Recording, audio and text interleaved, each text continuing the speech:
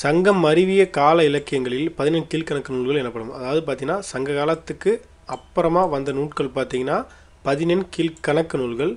சங்க காலத்துக்கு முன்னாடி வந்த நூல்கள் பார்த்தீங்கன்னா 17 மேற்கணக்கு நூல்கள். அதாவது 10 பாட்டும் 8 தொகையும். ஸோ இந்த தெளிவு முதல் நமக்கு இருக்கணும். இதை பார்த்தீங்கன்னா இன்னொரு பேர் இருண்ட கால இலக்கியங்கள் எனவும் இதை பார்த்தீங்கன்னா அழைக்கிறாங்க. 17 கீழ்கணக்கு நூல்களில் பார்த்தீங்கன்னா மொத்தம் 18 நூல்கள் இருக்குது. அதில் அறநூல்கள் பார்த்தீங்கன்னா 11, அகநூல்கள் பார்த்தீங்கன்னா 6, ஆக மொத்தம் பார்த்தீங்கன்னா 17 ப்ளஸ் பார்த்தீங்கன்னா 1 ஒரே ஒரு புறநூல் களவழி 40. ஸோ நம்ம இது பார்த்திங்கன்னா இது எல்லாத்தையுமே நம்ம ஞாபகம் வச்சுக்கிறது இல்லை. ஏன்னா கொஸ்டின் பார்த்திங்கன்னா அகநூல்கள் இல்லை புறநூல்கள் எத்தனை, இல்லை எந்தெந்த நூல்கள் புறநூல்கள், எந்தெந்த நூல்கள் அகநூல்கள், இப்படிலாம் கேள்விகள் கேட்கலாம்.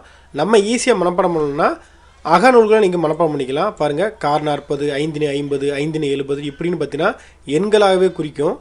ஸோ அதனால் நீங்கள் இதை நீங்கள் ஈஸியாக ஞாபகம் வச்சுக்கலாம்.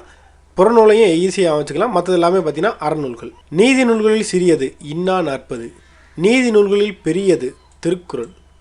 அகநூல்களில் சிறியது கார் 40, அகநூல்களில் பெரியது திணைமாலை 150.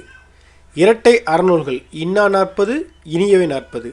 மருந்தால் பெயர் பெற்ற நூல்கள் திரிகடுகம், சிறுபஞ்ச மூலம், ஏலாதி. பார்த்தீங்கன்னா இந்த மாதிரி 17 கீழ்கணக்கு நூலுக்கு எந்தெந்த ஆசிரியர்கள் நான் ஏற்கனவே 2 ஷார்ட்ஸ் போட்டிருக்கேன். பார்க்காதவங்க நம்ம சேனலில் ஷார்ட்ஸ் வீடியோவில் பாருங்கள்.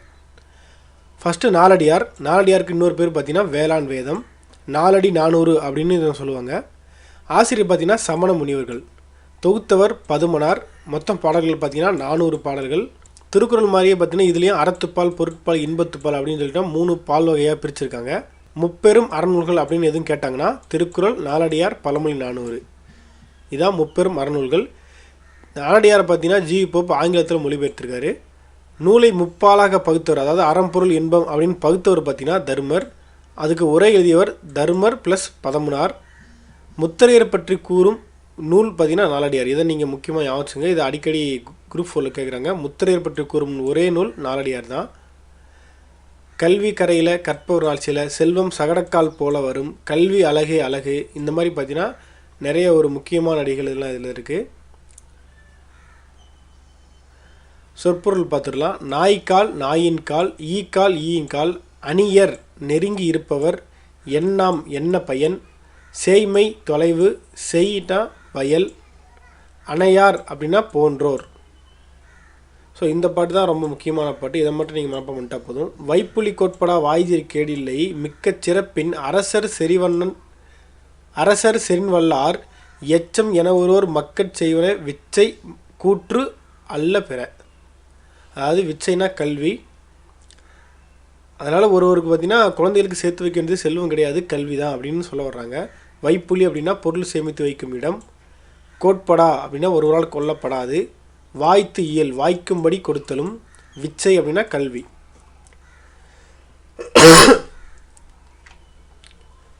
நான்மணிக்கடிகை. இதுக்கு இன்னொரு பேர் பார்த்திங்கன்னா துண்டு. ஆசிரியர் பார்த்திங்கன்னா விளம்பி நாகனார். இயற்பெயர் நாகனார். ஊர் பார்த்திங்கன்னா விளம்பி. இந்த ரெண்டும் சேர்ந்து தான் அவர் பேர். சமயம் பார்த்திங்கன்னா வைணவம். பாடல்கள் பார்த்திங்கன்னா 104 பாடல்கள். நான்மணிக்கடிகை 104 பாடல்கள். இந்த கடிகை அப்படின்னா பார்த்திங்கன்னா ஆபரணம் அப்படின்னு சொல்லுவாங்க. ஸோ அதில் பார்த்திங்கன்னா அந்த 4 வகையான ஆபரணம் என்னென்னா துண்டு, ஆபரணம், கட்டுவடம், தோல்வலை. இந்த 4 மணிகள் எப்படி நம்ம வாழ்க்கையில் ஒரு மதிக்கத்தக்கதாக இருக்கோ அது மாதிரி நல்ல குணங்கள் நம்ம இருக்கணும் அப்படின்னு தான் சொல்ல வருது இந்த நான்மணிக்கடிகை நூல். துண்டு என்ற அடைமொழி கருவிக சொல்லியாச்சு. ஸோ முக்கிய அடிகளை பார்த்தோம்னா, யார் அறிவார் நல்லால் பிறக்கும் குடி, நிலத்துக்கு அணி நெல்லும் கரும்பும், குலத்துக்கு அணி தாமரை, பெண்ணுக்கு அணி நாணம். அதாவது பார்த்தீங்கன்னா குடும்பத்திற்கு விளக்கு பெண்ணாவால், அப்பெண்ணுக்கு விளக்கினை போன்றவர்கள், அவள் பெற்ற பண்பில் சிறந்த பிள்ளைகள், அப்பிள்ளைகளுக்கு விளக்கினை போன்றது கல்வி, அந்த கல்விக்கு விளக்குவது நல் எண்ணங்கள். அப்புறம் நல் எண்ணங்கள் தான் எல்லாத்துக்குமே அடிப்படை அப்படின்னு இந்த நூல் சொல்ல வருது. சொற்பொருள் பார்த்தீங்கன்னா மடவார் பெண்கள், தகைசால் பண்பில், சிறந்த மனக்கினிய, மனத்துக்கு இனிய,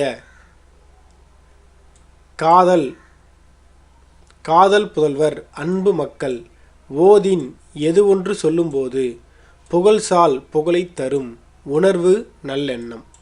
இன்னா 40. இன்னா 40 பார்த்தீங்கன்னா 164 இன்னாத சொற்களை செயல்களை பற்றி கூடுது. அதாவது எதெல்லாம் செய்யக்கூடாது அப்படின்னு சொல்ல வருது. ஆசிரியர் பார்த்தீங்கன்னா கபிலர். சமயம் சைவம். பாடல்கள் 40 இன்னிசை வெண்பாக்கள். காலம் பார்த்தீங்கன்னா 4ஆம் நூற்றாண்டு, பாவகை வெண்பா. கடவுள் வாழ்த்தில் சிவன், பலராமன், திருமால், முருகன் எனும் 4 கடவுளையும் வணங்காமை துன்பம் என கூறுகிறது. இதுவே பார்த்தீங்கன்னா இனியவை நாற்பதுல அப்படியே மாறி வரும். இந்நூல் பார்த்தீங்கன்னா 164 இன்னாத செயல்களை கூறப்பட்டுள்ளன. அதாவது நீங்கள் கத்தி படத்தில் கூட பார்த்துருப்பீங்க. கம்யூனிசம்னா என்னன்னு கேட்பாங்க. நம்ம சாப்பிட்றதுக்கு அப்புறம் இருக்கிற ஒவ்வொரு இட்லியும் பார்த்தீங்கன்னா அடுத்தவங்களோடது அப்படின்னு கம்யூனிசமோட தத்துவமாக விஜய் சொல்லுவார். பட் பார்த்தீங்கன்னா நமக்கு கிட்டத்தட்ட ஒரு 2000 வருஷத்துக்கு முன்னாடியே இங்கே சொல்லிட்டாங்க, உண்ணாது வைக்கும் பொருள் வைப்பு இன்னா. அதாவது நம்மளால் திங்க முடியாத ஒரு பொருள் நம்ம வச்சுக்கிட்டா அது வந்து தவறு அப்படின்னு வந்து பார்த்தீங்கன்னா இன்னா நற்பது சொல்லுது. ஸோ இந்த லைனை கேட்டால் நீங்கள் ஈஸியாக இன்னா நற்பதுன்னு அடிச்சிடலாம், அந்த கத்தி படத்தை நீங்கள் ரிலேட் பண்ணி. தீமையுடையோர் அரியல் இருத்தல் இன்னா, ஊனை தின்று ஊனை பெருக்கல் முன்னின்னா. ஸோ இதெல்லாம் பார்த்தீங்கன்னா முக்கிய அடிகள், கேட்கக்கூடிய வரிகள். இனியவை 40 124 இனிய செயல்களால் கூறப்பட்டுள்ளது. அது 164 இன்னா. இந்த ரெண்டையும் நீங்கள் நல்லா ஞாபகம் வச்சுங்க. ஆசிரியர் பார்த்தீங்கன்னா பூதஞ்சேந்தனார், ஊர் பார்த்தீங்கன்னா மதுரை, தந்தை மதுரை தமிழாசிரியர், காலம் கிபி 2ஆம் நூற்றாண்டு. பாடல்கள் 40. சிவன், திருமால், பிரம்மன் ஆகிய மும்மூர்த்திகள் மூவரையும் வணங்குதல் இனிது என கூறுகிறது. இந்நூலில் மொத்தம் 124 இனிய செயல்கள் கூறப்பட்டுள்ளன. பெண்ணை இழிவுபடுத்தி நஞ்சாக கூறும் வழக்கத்தை முதலாக கூறிய நூல் இனியவை 40. சொற்பொருள் பார்த்தீங்கன்னா குளவி, குழந்தை, பிணி, நோய், கலரும், பேசும், மயரி, மயக்கம். இந்த லைனை நீங்கள் ஞாபகம். செலவரை சாரா விடுதல் இனிதே, புலவர்த்தம் வாய்மொழி போற்றுதல் இனிதே, மலர்தலை ஞாலத்து மண்ணுயிர்க்கெல்லாம் தகுதியால் வாழ்தல் இனிது. வஞ்சகரை சேராமல் விலகி இருத்தல் பார்த்தீங்கன்னா நல்லது. அறிவுடையரின் வாய் சொற்களை பின்பற்றி ஒழுகுதல் பார்த்தீங்கன்னா அதுவும் நல்லது, இனிது. நிலையான உலகில் வாழும் உயிர்கள் எல்லாம் உரிமைப்படுதல் வாழ்தல் இனிது. சொற்பொருள் செலவர் அப்படின்னா வஞ்சகர், மண்ணுயிர் அப்படின்னா நிலை பெற்ற உயிர். அடுத்து திரிகடுகம். ஸோ இங்கே நான் ஒரு ஷார்ட்கட் சொல்கிறேன், நிறைய பேர் தெரிஞ்சிருக்கும், இருந்தாலும் ஒரு தடவை சொல்லிடுறேன். அதாவது 97 ரூபாய்க்கு பார்த்தீங்கன்னா பஞ்சு வாங்கி 100 திரி செஞ்சு 81 ரூபாய்க்கு பார்த்தீங்கன்னா ஏலம் விட்டுருக்கான். அப்படின்னா சிறு பஞ்ச மூலம் 97, திரிகடுகம் 100, ஏலாதி 81 பாடல்கள். ஸோ இதுக்கான ஷார்ட்கட் தான் இது, தெரியாதவங்க நோட் பண்ணிக்கோங்க. ஆசிரியர் நல்லாதனார், பாடல்கள் 100, பாவகை வெண்பா, கடவுள் திருமால், சமயம் பார்த்தீங்கன்னா வைணவம். பெயர்க்காரன் பார்த்தீங்கன்னா சுக்கு, மிளகு, திப்பிலி ஆகிய 3ம் உடல் நோயை தீர்ப்பன. அதுபோல் பார்த்தீங்கன்னா 3 குணங்கள் நம்ம வாழ்க்கையை நெறிப்படுத்தும் அப்படின்னு சொல்லுவது தான் இந்த நூல். திரி என்றால் 3, கடுகம் என்றால் காரமுள்ள பொருள். ஆசிரியர் குறிப்பு பார்த்தீங்கன்னா நல்லாதனார் திருநெல்வேலி மாவட்டம் திருத்து என்னும் ஊரை சேர்ந்தவர். செரு அடுதேல் நல்லாதான் என பாயிரம் பாடுவதால் இவர் போர் வீரராக இருந்திருக்கலாம் அப்படின்னு டவுட் பண்ணுறாங்க. பொதுவான குறிப்புகள் என்னென்னா திரிகடுகம், சுக்கு, மிளகு, திப்பிலி, இதில் இதுதான் இருக்குது அப்படின்னு சொல்லுறது திவாகர நிகடு தான் சொல்லுது. இந்நூலின் ஒவ்வொரு பாடலிலும் இம்மூன்றும் அல்லது இம்மூவர் என்று சொல்லி பார்த்தீங்கன்னா வந்துக்கிட்டே இருக்கும். அதனால் ஈஸியாக வச்சு கண்டுபிடிச்சிடலாம். இந்நூலில் 66 பாடல்கள் நன்மை, 34 பாடல்கள் தீமையை பற்றி சொல்லுது.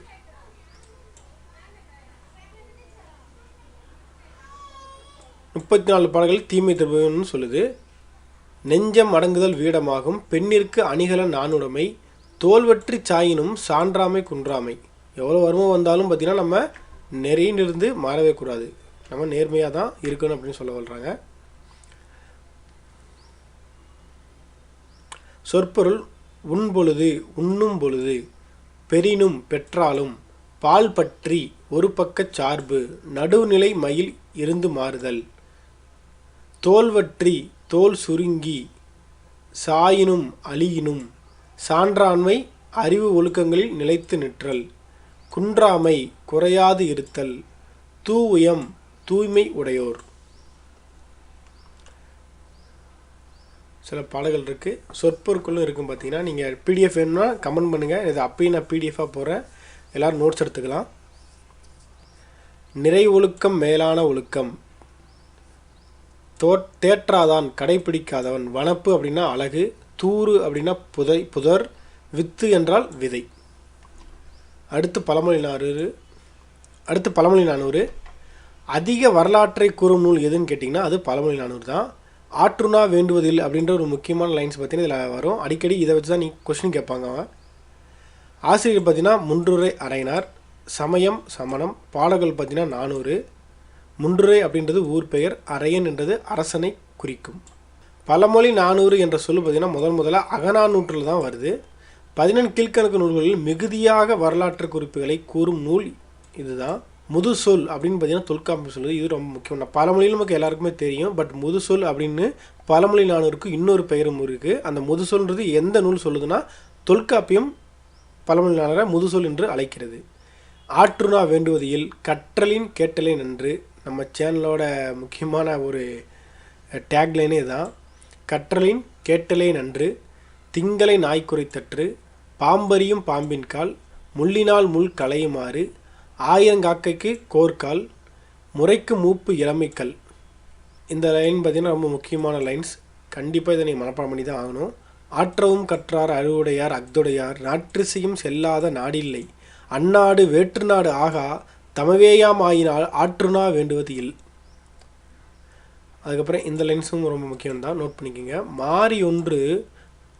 மாறியொன்று இன்றி வரந்திருந்த காலத்தும் பாரி மடமகள் பான்மகற்கு நீர் உலகில் பொன் திறந்து கொண்டு புகவா நல்கினால் ஒன்றாகோ முன்றிலோ இல். அதாவது மழையே இல்லாத காலத்தில் பார்த்தீங்கன்னா பான்மகருக்கு அப்படின்னா பார்த்தீங்கன்னா இசைக்கலைஞர்களுக்கு நீர் உலகினுள் பொன் திறந்து, அதாவது அரிசியை தான் அப்படி கொஞ்சம் மேன்மைப்படுத்தி சொல்கிறாங்க. அப்படியெல்லாம் செழிப்பாக இருந்தாங்களா அப்படின்னு பழமொழி 400ல் முன்றுரையினர் சொல்கிறாரு. இப்பாடல் இடம்பெற்றுள்ள பழமொழி ஒன்று முன்றிலோ இல் என்பதாகும். அதாவது ஒன்றுமில்லாத வீடு எதுவும் இல்லை என்பது பொருள். அதாவது பார்த்திங்கன்னா முற்றம் இருக்கும் எல்லா வீட்டுக்கு முன்னாடி. இப்போல்லாம் கிடையாது, முன்னாடி இருந்திருக்கு. இப்போல்லாம் பார்த்திங்கன்னா ரோட்லேயே சேர்த்து கட்டிடுறாங்க. ஸோ அந்த முற்றம் இல்லாத வீடு பார்த்திங்கன்னா வீடே கிடையாது அப்படின்னு சொல்கிறாங்க. பட் இந்த பாடலில் பார்த்திங்கன்னா அது திண்ணையை குறிக்குது. முன்றில் அப்படின்னா வீட்டின் முன் இடம், அதாவது திண்ணை. மாறினா மலை, வறந்திருந்தனா வறண்டிருந்த, புகவானா உணவாக, மடமகள் அப்படின்னா இளமகள், நல்கினாள் அப்படின்னா கொடுத்தாள். அடுத்து சிறுபஞ்ச மூலம். மூலம்னா வேர்னு அர்த்தம். மூலம்னா வேர். தொல்காப்பியம் பார்த்தீங்கன்னா சிறுபஞ்ச மூலத்தை அம்மை என்ற வனப்பிற்குரியது அப்படின்னு ஒரு தொல்காப்பியம் பார்த்தீங்கன்னா நிறைய இலக்கண வகுத்திருக்கு. அதில் அம்மை என்ற வனப்பிற்கு ஒரு இலக்கணமாக இருக்கிறது சிறுபஞ்ச மூலம் தான். ஆசிரியர் பார்த்தீங்கன்னா காரியாசன். காரி என்பது இயற்பெயர், ஆசான் என்பது தொழில் பெயர். காரியாசன் என்று பாயிரச்செயல் இவரை சிறப்பிக்குது. சமயம் பார்த்தீங்கன்னா சமணம். பாடல்கள் கடல் வாழ்த்து 1, பாயிரங்கள் 2, மொத்தம் 97. பாவகை வெண்பா. பெயர்க்காரணம் பார்த்தீங்கன்னா கண்டங்கத்திரி, திருவழுதுணை, சிறுமல்லி, பெருமல்லி, நெருஞ்சி ஆகிய 5 வேர்கள் இணைந்து மனித நோயை குணப்படுத்துவது போல இந்த பாடல் பார்த்தீங்கன்னா 5 கருத்துக்கள் பார்த்தீங்கன்னா இருக்குது. அது மனித உளப்பிணியை நீக்குகிறது. மருந்தின் பெயரால் பெயர் பெற்ற நூல் திரிகடுகம், ஏலாதி, சிறுபஞ்சமூலம். இந்த 3 தான். காரியாசனம் ஏலாதியின் ஆசிரியருமான கணித மேதாவியரும் மதுரை தமிழாசிரியர் மாக்காரியாரின் ஒரு சாலை மாணாக்கர் 2 பேருமே கிளாஸ்மேட்ஸு. சிறப்பாயிரம் பார்த்தீங்கன்னா இந்த இன்ஃபர்மேஷனை சொல்லுது. அறிவுடையார் தாமே உணர்வர், பூவாது காய்க்கும் மரமுல, நன்று அறிவார் மூவாது மூத்தவர், நூர்வல்லார் தாவா விதையாமை நறுவ வித்து உல மேதைக்கு உரையாமை செல்லும் உணர்வு. அதாவது சின்ன பசங்களே பார்த்தீங்கன்னா இப்போ பெரியவங்க மாதிரி அவ்வளோ அறிவாக பேசுகிறாங்க. அதை பற்றி தான் சொல்லுது சிம்பிளாக இது. ஸோ இந்த பாடல் கொடுத்து இது எந்த அணின்னு கேட்டாலும் கேட்கலாம். ஸோ கண்டிப்பாக இதை நீங்கள் மனப்பாடம் பண்ணிடுங்க. அதாவது இந்த பாடல் வந்து இதில் எந்த லைன் கொடுத்தாலும் அது பார்த்தீங்கன்னா எடுத்துக்காட்டு ஓமை அணி இதில் வருது. ஸோ ஏன்னா இப்போ வந்து தமிழை ரொம்ப சப்ஜெக்ட் வந்து குறைச்சிட்டாங்க. அதனால் எவ்வளோ டீப்பாக கேட்க முடியுமோ அவ்வளோ டீப்பாக கேட்கலான்றது என்னுடைய ஒரு கெஸ்ஸிங் தான். சொற்பொருள் மூவாது முதுமை அடையாமல், நாறுவ முளைப்ப, தாவ கெடாதிருத்தல்.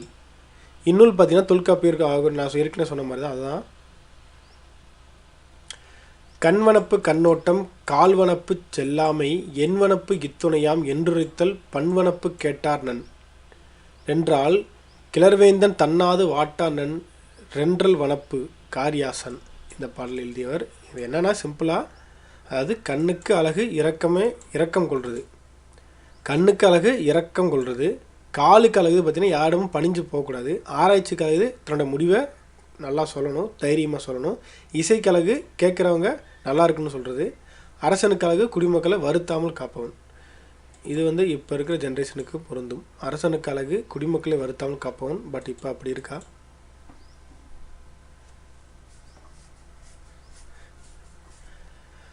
முதுமொழி காஞ்சி இன்னொரு பேர் பார்த்தீங்கன்னா அறவுர கோவை. ஆத்திச்சூடியின் முன்னோடி இதுதான். நிலையாமையை கூறுவது, அதாவது காஞ்சி என்றாலே பார்த்தீங்கன்னா அது நிலையாமையை கூறுவது தான். 100 பாடல்களை கொண்டுள்ளது. ஆசிரியர் பார்த்தீங்கன்னா மதுரை கூடலூர் கிளார். காலம் 5ஆம் நூற்றாண்டு. பிறந்த ஊர் கூடலூர். அதிகாரங்கள் 10, பாடல்கள் 100, அதிகாரத்திற்கு 10 வீதம். திணை காஞ்சி. பாவகை குறள் தாளிசை. வேறு பெயர் அறவுர கோவை, ஆத்திச்சூடியின் முன்னோடி. முதுமொழி காஞ்சி கற்போரின் குற்றங்களை நீக்கி அறம் பொருள் இன்பங்களை அடைவதற்கான வழிமுறைகளை அறிவிக்கிறது. ஒவ்வொரு பத்தும் ஆர்கலி உலகத்து என்று தொடங்குகிறது. உலகில் உண்மைகளை தெளிவாக எடுத்து இயம்புவது. நிலையாமையை பாடும் நூல் இதுதான். இதோட முக்கியமான லைன்ஸ் பார்த்துடலாம். காதலில் சிறந்ததென்று கண்ணஞ்சப்படுதல், மேதையில் சிறந்ததென்று கற்றது மறவாமை, வன்மையில் சிறந்ததென்று வாய்மையுடைமை, இளமையில் சிறந்ததென்று மெய்ப்பினி இன்மை, கற்றலின் கற்றாரை வழிபடுதல் சிறந்ததென்று. பொருள் பார்த்தீங்கன்னா, கடல் சூழ்ந்த இவ்வுலகில் மக்கள் அனைவருக்கும் கற்றலை விட ஒழுக்கமுடைமையே சிறந்தது. ஸோ நான்மணிக்கடியும் இதான் சொல்லுது, முதுமொழி காஞ்சியும் இதான் சொல்லுது. பிறருக்கு அன்பு காட்டுவதிலும் செயல்களால் அவர் போற்றும்படி நடத்தலே மேலானது. இளமையை காட்டிலும் நோயற்ற வாழ்வே சிறந்தது. அழகுடையவராக இருப்பினும் அழகுடையவராக இருப்பதினும் நாணமுடையவராக இருப்பதே மேலானது. குலப்பெருமையை விட ஒழுக்கமுடைமையே சிறந்தது. பகைவரை தண்டிப்பதனை விட அவருக்கு நன்மை செய்தல் சிறந்தது. இதெல்லாம் கேட்க நல்லா இருக்குது. பட் இதெல்லாம் பார்த்திங்கன்னா இந்த காலத்துக்கு ஒத்து வர்றது. ஏலாதி தமிழருக்கு அருமருந்து என்று அழைக்கப்படும் நூல் ஏலாதி தான். எழுதியவர் கணித மேதாவியர். சமயம் பார்த்திங்கன்னா சமணர். காலம் கிபி 5ஆம் நூற்றாண்டு. பாவகை பார்த்திங்கன்னா வெண்பா. இவர் திணைமால் 180 நூலையும் இவர் 2 நூலாக எழுதியிருப்பார். தமிழருக்கு அருமருந்து. ஏலாதி ஏலத்தை முதலாக கொண்டது. ஏலம், இலவங்கம், சிறுநாவற்பூ, சுக்கு, மிளகு, திப்பிலி ஆகிய 6 மருந்து பொருட்கள். ஏலாதினா 7 கிடையாது, 6 மருந்து பொருட்கள் தான். கனி என்றால் சோதிடம், மேதாவியர் என்றால் வல்லவர். சொற்பொருள் பார்த்திங்கன்னா வணங்கி, பணிந்து, மாண்டார், மாண்புடைய சான்றோர், நுணங்கிய நூல், நுண்ணறிவு நூல்கள், நோக்கி ஆராய்ந்து. ஆசரக்கோவை 100 வெண்பாக்களை உடையது. ஒழுக்கம் தொகுப்பு. ஆசரம்னா ஒழுக்கம், கோவை என்றால் தொகுப்பு. ஒழுக்கங்களின் தொகுப்பு தான் ஆசரக்கோவை. சொற்பொருள் இந்த பாடலை பார்த்துடலாம். நன்றியறிதல் பொறையுடைமை இன்சொல்லோடு இன்னாது எவ்வுயிர்க்கும் செய்யாமை கல்வியோடு ஒப்புரவு ஆற்ற அறிதல் அறிவுடைமை நல்லினத்தாரோடு நட்டல் இவையட்டும் சொல்லிய ஆசர வித்து பெருவாயின் முள்ளியார். ஒப்புரவு அப்படின்னா பிறருக்கு உதவி செய்தல். நன்றி எறிதல் பிறர் செய்த உதவியை மறவாமை. ஒப்புரவு பிறருக்கு உதவி செய்தல். நட்டல் நட்பு கொள்ளுதல். ஆசரக்கோவை என்பதற்கு நல்ல ஒழுக்கங்களின் தொகுப்பு என்பது பொருள். இந்நூல் 17 கிழக்குகள் நூலில் ஒன்று. இந்நூல் 100 வெண்பாக்களை கொண்டது. ஆசரக்கோவையின் ஆசிரியர் பெருவாயின் முள்ளியர். இவர் பிறந்த ஊர் கயத்தூர். பெருவாயூர் முள்ளியர் பிறந்த ஊர் கயத்தூர்.